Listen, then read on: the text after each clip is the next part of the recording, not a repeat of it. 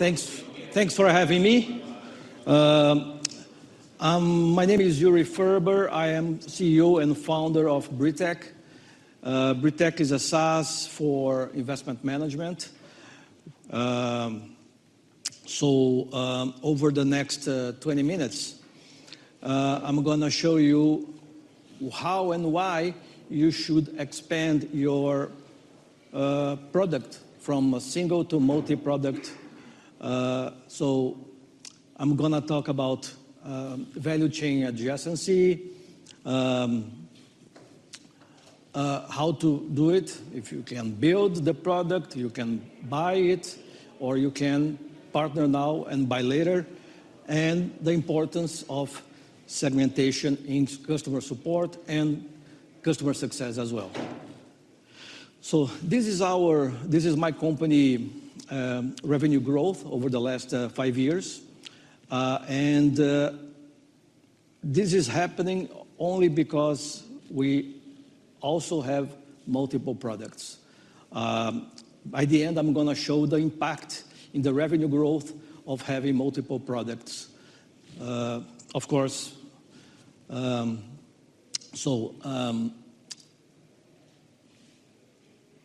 very important when you expand your product roadmap to build your next product. Of course, you start with one product.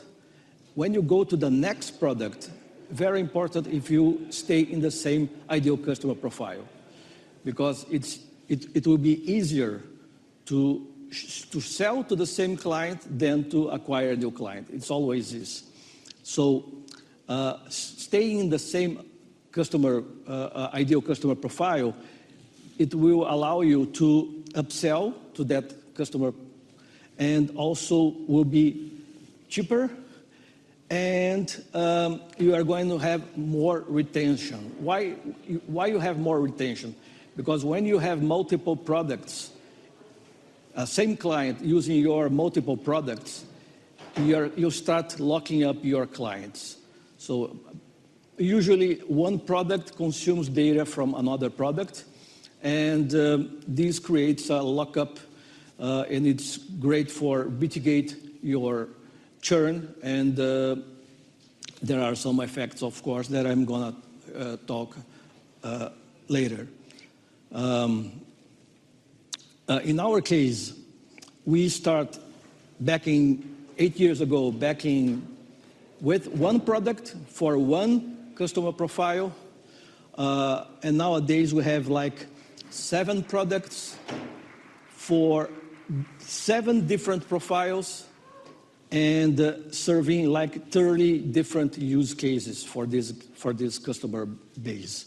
So this is very interesting because it creates a lot of opportunities to monetize your product portfolio. Let's jump into section 2. There are many ways to build, to expand your product portfolio. Of course, you can use the traditional way of building. As you probably did in the first product, you have your CTO, you have your team of software engineers, and you just build a new product. Of course, you have to pay attention to things like product market fit, as my friend earlier in this session just show you. So product market fit is one thing that you must worry when you create a new product. You can have a product market fit product, but probably you don't, it's not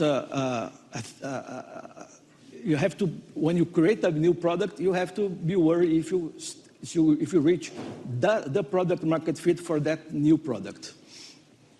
A second way to expand your product portfolio is to buy.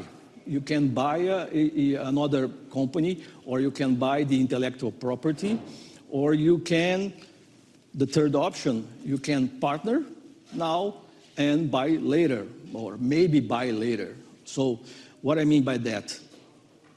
I mean that if you find another company that has a another product, similar, not similar, but adjacent to your product, and something that you can sell to your customer base, maybe you can partner with that company, bring that product to your product, so make it embedded in your product like a white label, and after some time you can maybe buy these guys. Okay, so the advantage of doing this way is that you don't need money to acquire these guys, as when you buy the company, you have to, of course, use money. But if you partner now and buy later, you can experiment if that product really has a market fit with your current product portfolio, and another important thing is the culture. So you are bringing new people to your company. Is there are you sharing the same values? The product is really selling to your customer base. So after some time, 6, 12, or maybe 18 months, you can start to realize if it's working or not. And when you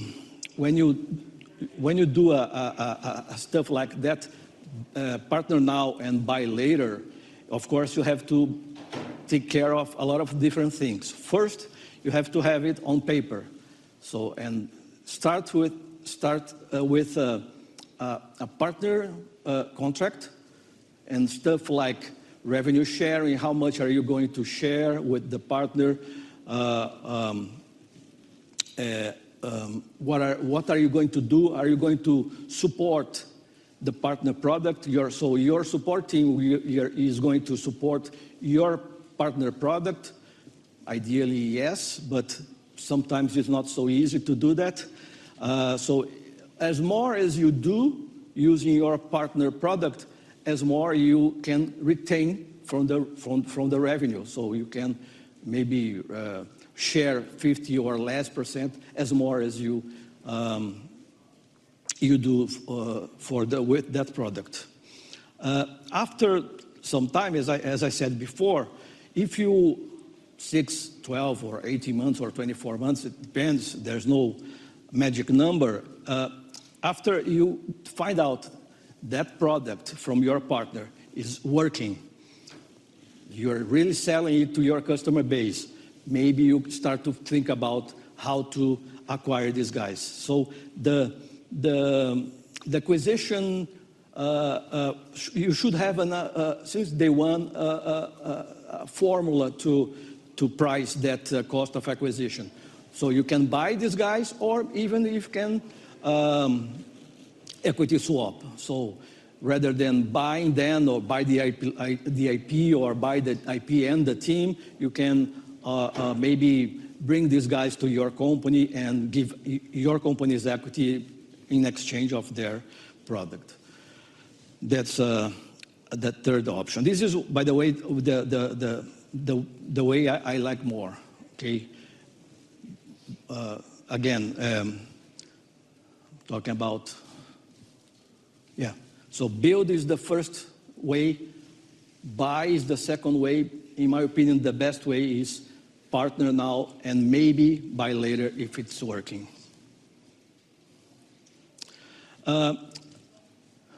Let's jump to section 3.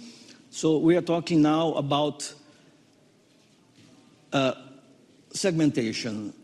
Segmentation is very important because, you know, you can have a great product, but if you don't serve your customer base well, you're going to have churn even having a great product.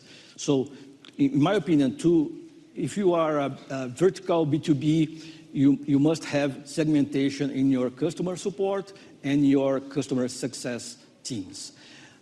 This is going to, so both teams will need to have domain expertise on what you do. So if they talk the same language of your client, it's going to create a really a value, and it's going to create a bond, and the churn will be dramatically reduced. So segmentation is very important. And customer success, by the way, customer success for me is, they are the guys that upsell. So again, going back to that example, you have a product, you partner with another company to add their product to your offering. Who does that? In my opinion, the customer success is the one that upsell. Because why is that? Because for me, customer success is like a CRM 2.0. So these are the customer relationship managers, very close to the clients.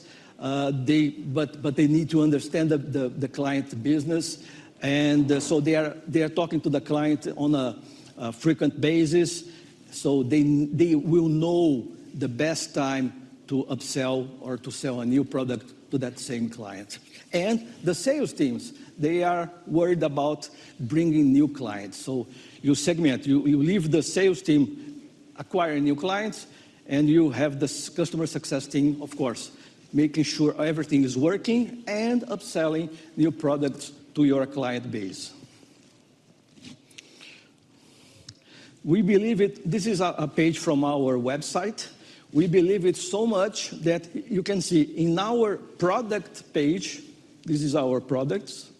In our product page, we highlight our customer success team and our customer support team. So again, you can have a great product, but you need to have customer success and customer support serving your clients very well and keeping your churn very low. So I show you these three most important things I think is important to take care when you are expanding your product portfolio from single to multiple products. But let me show you the impact when you have a multiple portfolio in your company, what happens to your growth. Again, if you keep your churn low, and what is low? Usually 1 digit, so less than 9% per year is a good metric for a low churn. So, okay? So if you have a low churn, and if you have multiple products, you can have a net dollar retention higher than 100%. In our case, we are working in a range between 110 to 120%. And what is the impact of having a high net dollar retention? The growth coming from the customer base is huge. If you take a look at, for example, 2019, 27% of the growth came from the customer base. If you take a look at 2020, 30% came from the customer base. And if you take a look at 2021, 2/3 of the growth came from the customer base. Only one third came from new clients. So this is only possible if you have multiple products and you are frequently upselling to your customer base. Yeah, that's it. I'm open to questions.